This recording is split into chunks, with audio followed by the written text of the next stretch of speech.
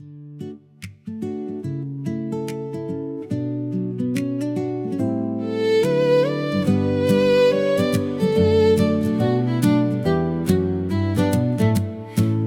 in Canada, in the month of May, my backyard is waiting once again,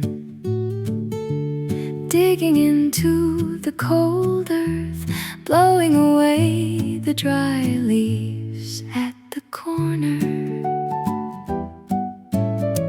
I'm cleaning up the old garden, clearing the weeds from the edges, so eager and excited to plant, even if the summer is only short. But oh, the joy whenever the month of June comes. Everything is so alive, every corner of my world, when my plants are full of life, filled with flowers, filled with joy, surrounded by honeybees and butterflies. The month of June makes my heart feel even fresher. As the days grow longer, the eggplants and yard-long beans grow fat. Okra, tomatoes, squash on the side, water spinach, cane corn waving in the wind.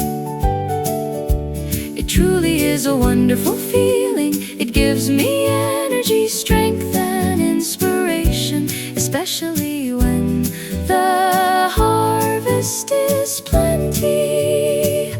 From the vegetables I raised myself, a variety of colors so beautiful to see.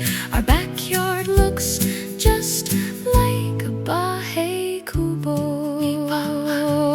Leaves against my palm, the scent of earth on my hands, an ache in my back, but life is the reward.